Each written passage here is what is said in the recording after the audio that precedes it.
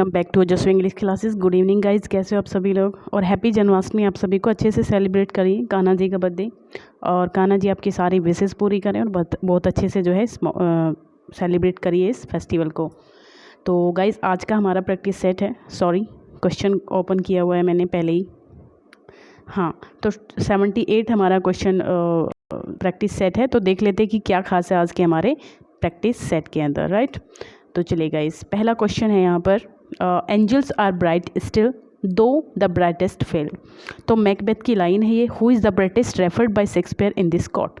तो शेक्सपियर में रेफर किसको, ये ब्राइटेस्ट जो वर्ड है किसको रेफर किया गया है शेक्सपियर के द्वारा। मैकडफ, मैकबेथ, लूसीफर, मैल्कम, ये किसको बोला गया है गाइस। तो इसका आंसर आपको मुझे देना है, राइट। तो गाइस इसका आंसर हो जाएगा ऑप्शन सी, यानी कि हम बात कर रहे हैं लूसीफर की, राइट। लूसीफर की बात हम लोग यहाँ पे कर रहे हैं। तो angels are bright still guys act 4 scene 3 की बात है। अगर इसको देखें तो एक्ट 3 और scene act 4, sorry guys, act 4 और सीन 3 की बात हो रही है यहाँ पर।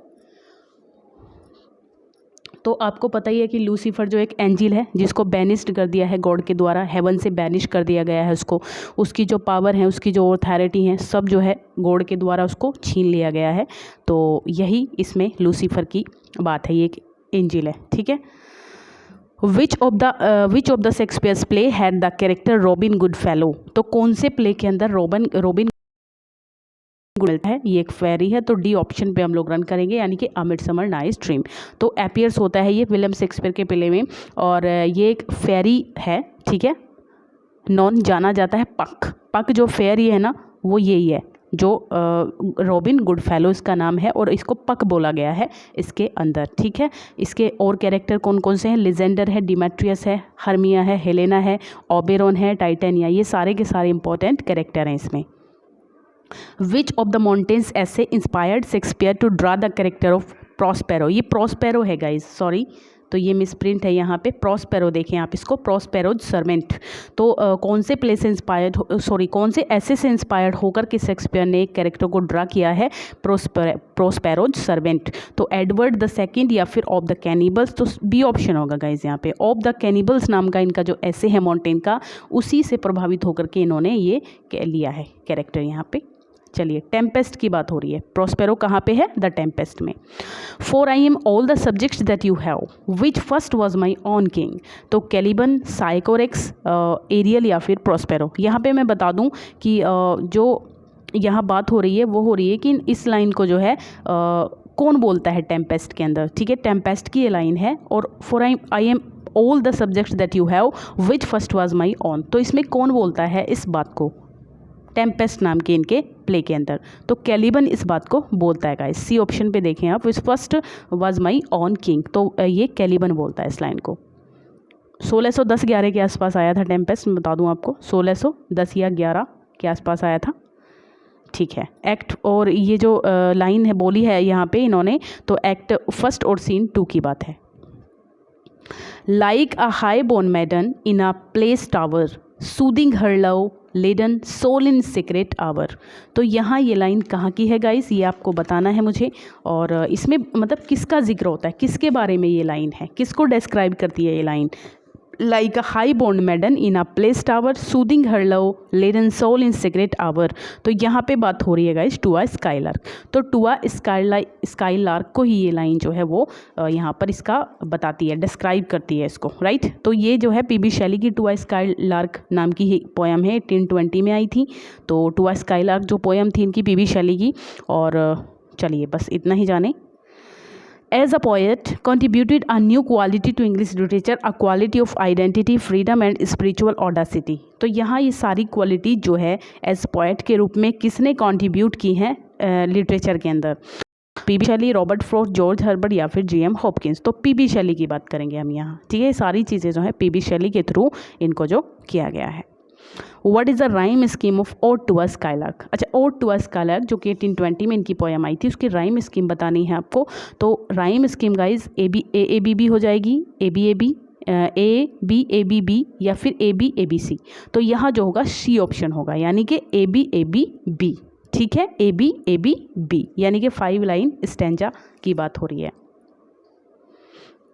To suffer was which hope things infinite is written by. अच्छा, ये लाइन आपको बतानी है कि to suffer was which hope things infinite is written by, किसके द्वारा लिखा गया इस लाइन को। तो ये भी पीबी शैली की ही लाइन है गाइज, शैली की ही बात करेंगे यहाँ पर, ए ऑप्शन हो जाएगा हमारा। और प्रोमेथियस अनबाउंड की लाइन है ये, कहाँ की, जो इनका लिरिकल ड्रामा है शैली का, प्रोमेथियस अनबाउंड, ठीक है, जो कि 1820 में आया था। Uriah Heep, one of the major antagonists in David Copperfield was created by. तो यूरिया हीप नाम का मेजर एंटागोनिस्ट जो डेविड कॉपरफील्ड में है, तो ये क्रिएटेड बाय, किसके द्वारा इसको क्रिएट किया गया है, Doris Lessing, George Orwell, Charles Dickens या फिर रुडयार्ड किपलिंग। तो गाइज ये जो डेविड कॉपरफील्ड, आपको पता है कि चार्ल्स डिकन्स का बहुत ही बेहतरीन नॉवल है, तो उसने जो है यूरिया हीप नाम का कैरेक्टर क्रिएट किया है, तो इसी की यहाँ पे बात हो रही है, राइट। चलिए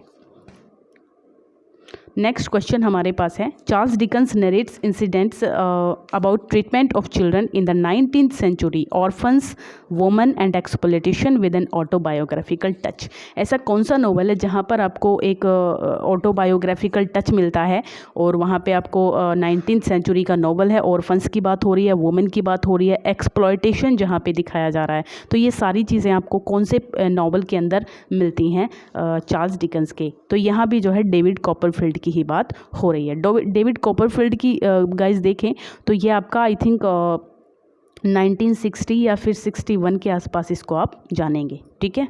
चलिए थीम ऑफ, अच्छा इसमें और भी चीज़ें हैं कुछ, हाँ, जो ओलिवर ट्विस्ट है, ओलिवर ट्विस्ट अगर देखें तो 1839, ये मैंने कब बताया है, ये मैंने बताया है शायद हाँ 18, हाँ गाइस 19 मेरे मुंह से निकला था, 18 पे जाएंगे हम लोग, 19 का क्या मतलब है, तो 1860 के आसपास ये था। उसके बाद आप देखें तो ये ओलिवर ट्विस्ट जो था 1839 के आसपास था। और ग्रेट एक्सपेक्टेशंस डेविड कॉपरफील्ड का शायद मुझे फिक्स नहीं याद आ रहा गाइस, हाँ, क्योंकि मुझे लग रहा है कि जो इनका जो ग्रेट एक्सपेक्टेशंस था वो इनका 60 के आसपास है ना, मुझे डेविड कॉपरफील्ड नहीं लग रहा, और इसका मुझे फिक्स याद भी नहीं आ रहा है, तो इसको नहीं देखें आप यहाँ पे 1860 की बात करेंगे इस नावल की, ग्रेट एक्सपेक्टेशंस की। और हार्ड टाइम की बात करें तो 1854 के आसपास था, 1854 के आसपास था। चलिए अच्छा, the themes of social class, poverty and crime with Pip. Pip नाम का कैरेक्टर आपको पता है कि ग्रेट एक्सपेक्टेशंस में मिलता है हमें, तो इस found in which of the following novels. तो पिप बिल्कुल यहाँ पे ग्रेट एक्सपेक्टेशंस की ही बात करेंगे, और अभी मैंने बताया था आपको कि 1860 या 61 के आसपास ये आया था। Who pioneered heroic couplet in English. Heroic couplet को जो है लाने का श्रेय किसको जाता है लिटरेचर के अंदर, तो जॉफ्री चौसर की बात करेंगे, जॉफ्री चौसर की बात करेंगे हम लोग, ठीक है, ऑप्शन ए हो जाएगा जॉफ्री चौसर। चलिए नेक्स्ट क्वेश्चन क्या है, पेरिपिटिया इज जनरली एक्सप्लेन्ड। ट्रेजेडी में पेरिपिटिया का यूज़ होता है, तो इसको जनरली अगर हम एक्सप्लेन करें तो हेमर्स या तो जजमेंट ऑफ एरर होता है, तो यहाँ जो पेरिपिटिया हो जाएगा वो हो जाएगा रिवर्सल ऑफ फॉर्चून, ठीक है, रिवर्सल ऑफ फॉर्चून होता है या फिर रिवर्सल ऑफ सिचुएशन होता है। जैसे एकदम से सिचुएशन जो है बहुत बड़ी पोस्ट पे है, कोई प्रोटैगोनिस्ट अचानक से वो अपने कामों की वजह से एकदम नीचे डाउनफॉल हो जाता है उसका, या फिर वो जो बहुत डाउन है उसका थोड़ा अप हो जाता है, तो इन चीज़ों को हम पेरिपिटिया में जानेंगे। हेजियोग्राफिक्स आर रिटन ऑन, किस पर लिखी जाती थी, हेजियोग्राफिक्स जो है वो किसके ऊपर लिखी जाती थी, तो गाइज ये बायोग्राफी होती थी, सेंट्स वगैरह की बायोग्राफी होती थी, यानी कि C option, lives of Christian, right.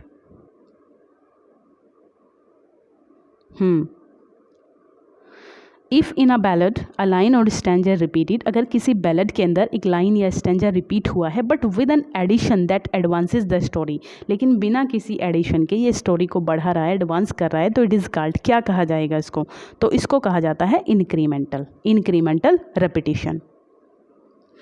The often goes to the cinema, she often goes to the cinema, तो जो ऑफन वर्ड है यहाँ पर ये तो एडवर्ब है, लेकिन कौन सी एडवर्ब है, एडवर्ब ऑफ टाइम है, एडवर्ब ऑफ डिग्री है, या फिर एडवर्ब ऑफ फ्रीक्वेंसी है, तो क्या होगा इसका आंसर। तो इसको आप लोग देखें तो ये आपका हो जाएगा मेरे हिसाब से एडवर्ब ऑफ डिग्री होना चाहिए, नहीं डिग्री नहीं फ्रीक्वेंसी होना चाहिए, सॉरी, हाँ फ्रीक्वेंसी होना चाहिए गाइस, क्योंकि कोई चीज़ कितनी कैसे हो रही है, किस तरीके से हो रही है, लेकिन ऑफन मतलब कितनी बार में, प्राय होता है ना इसका मतलब ऑफन का। ये हम कहाँ आ गए, नेक्स्ट क्वेश्चन पे आना था ना। हाँ, ये हो जाएगा एडवर्ब ऑफ डिग्री, नहीं एडवर्ब ऑफ फ्रीक्वेंसी, ठीक है। चलिए, अच्छा, she barely left the room when the roof fell in, तो वो उसने एकदम से बहुत जल्दीबाजी में कमरे को छोड़ दिया, व्हेन द रूफ फेल इन, जब दीवार जो थी वो गिरने लगी। तो एडवर्ब ऑफ टाइम होगा, एडवर्ब ऑफ डिग्री, या फिर फ्रीक्वेंसी, या फिर मैनर। तो इसकी जो बात करेंगे बेयरली की, तो ये हो जाएगा आपका एडवर्ब ऑफ डिग्री, ये एडवर्ब ऑफ डिग्री होगा, ठीक है। जल्दी से एक तरीके से लेवल बता रहा है ये। Tick the correct auxiliary to indicate discontinued habit. अच्छा, डिसकंटिन्यूड हैबिट के लिए मतलब कोई काम होता था लेकिन अब नहीं होता, ये होती है डिसकंटिन्यूड हैबिट। तो इसके लिए आप इंडिकेट करने के लिए कौन सी ऑक्सिलरी का यूज़ आप यहाँ पे करेंगे? तो गाइस यूज्ड टू का यूज़ होता है उसके लिए हमेशा। किसका होता है? यूज्ड टू का यूज़ होता है जब हमें डिसकंटिन्यूड एक्शन को दिखाना होता है। तो there used be a house there, मतलब वहाँ एक हाउस हुआ करता था। गॉलेस का आपको मीनिंग बताना है। टॉप आपका मीनिंग आपको पता है, ठीक है। टॉप का मीनिंग आपको पता है। स्ट्यू क्या होता है? स्ट्यू, तो स्ट्यू को देखें आप लोग गाइज, ये होता है एक डिश होती है, मीट और वेजिटेबल से बनी हुई डिश जो होती है उसको हम स्ट्यू कहते हैं। शू आपको पता है, प्ले आपको पता है। तो यहाँ जो आंसर हो जाएगा गॉलेस का वो हो जाएगा ऑप्शन बी, यानी कि स्ट्यू, राइट। बी ऑप्शन ही होगा। अच्छा, इम्प्रॉम्प्टू का मीनिंग बताइए क्या होता है? अनइम्पॉर्टेंट होता है, अनरियल होता है, ऑफ हैंड होता है, या फिर इफेक्टिव होता है। तो ये ऑफ हैंड हो जाएगा, सी ऑप्शन होगा यहाँ पर, ऑफ हैंड, ठीक है। ये ये भी मिसप्रिंट हो गया है, मैं दोबारा से यहाँ लिख देती हूँ, ऑफ HAND, ठीक है, ऑफ हैंड। और ऑफ हैंड का मतलब होता है गाइज थोड़ा सा जैसे चीज़ें मतलब नॉट फ्रेंडली, मतलब हम किसी के साथ फ्रेंडली नहीं है, हमें मतलब इंटरेस्ट ना दिखाना किसी चीज़ में, उसको कहते हैं अपना हाथ खींच लेना, है ना। तो इसका मतलब हम जब किसी चीज़ में इंटरेस्ट नहीं दिखाते हैं तो उसको ऑफ हैंड कहते हैं। तो इम्प्रॉम्प्टू भी वही होता है, लेस ऑफ इंटरेस्ट, ओके। और अगर यहाँ अनइम्पॉर्टेंट आपको पता है, स्लाइट होता है जो थोड़ा सा इंपॉर्टेंट ना हो, मतलब इंपॉर्टेंट नहीं है, अनइम्पॉर्टेंट है तो नीचा है, थोड़ा सा चीप है। अनरियल इमेजिनरी होता है, काल्पनिक होता है। इफेक्टिव इफेक्चुअल होता है, ठीक है। चलिए, ये होता है पॉन्टिफिकल। तो पॉन्टिफिकल जो वर्ड है इसका मीनिंग बताइए। बोस्टफुल देखिए गाइज होता है थोड़ा सा एक तरीके से जो बहुत ज़्यादा डींगे हाँकते हैं जो लोग, ठीक है, बहुत ज़्यादा। प्राउड या होटी भी रख सकते हैं आप इसमें, HAGSTY, या फिर जो बहुत ज़्यादा डींगे हाँकते हैं वो होता है थोड़ा सा बोस्टफुल। तो वर्डी जो बहुत ज़्यादा वर्ड्स का यूज़ करते हैं बोलने में, उनको वर्डी कहें। स्प्लेंडिड होता है एक्सीलेंट, एकदम बहुत बढ़िया, शानदार। और एडवाइजरी होता है थोड़ी एक तरीके से हैविंग इन पावर में होना किसी चीज़ को कंट्रोल करने में। तो यहाँ जो पॉन्टिफिकल का मीनिंग हो जाएगा वो ऑप्शन डी ही होगा, यानी कि एडवाइजरी होगा। अच्छा, आर्केक का मीनिंग बताना है, लास्ट क्वेश्चन है आर्केक का। अच्छा, लाइक शेयर आपने नहीं किया अब तक, प्लीज़ कर दीजिए फटाफट से गाइस, जल्दी लाइक कर दीजिए, बहुत समय नहीं लगता है और एक लाइक की मुझे बहुत ज़रूरत होती है। तो अच्छा, आर्केक का मीनिंग होता है डिसेंट होता है क्या? डिसेंट देखिए शालीन होता है, सभ्य एक तरीके से होना, डिसेंट होना। अच्छा, क्लमसी जो है, क्लमसी वर्ड होते हैं थोड़े अनाड़ी, ऑकर्ड टाइप लोग जो होते हैं, क्लमसी उनको कहते हैं, ऑकर्ड।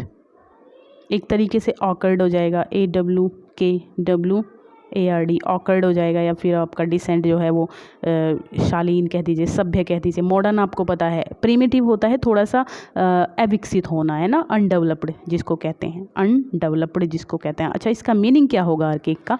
तो इसका जो है डी ऑप्शन ही हो जाएगा, यानी कि प्रिमिटिव, ठीक है। और ये जो क्वेश्चन है PGT 2009 में आया हुआ है, तो ये आपका हो जाएगा ऑप्शन डी, यानी कि ओल्ड फैशन होना, प्रिमिटिव होना, अविकसित होना, है ना। तो यही गाइज आज का था। नेक्स्ट सेशन में फिर से मिलेंगे, तब तक के लिए आप इनको जो है अच्छे से पढ़ते रहिए। Bye guys, bye bye, take care.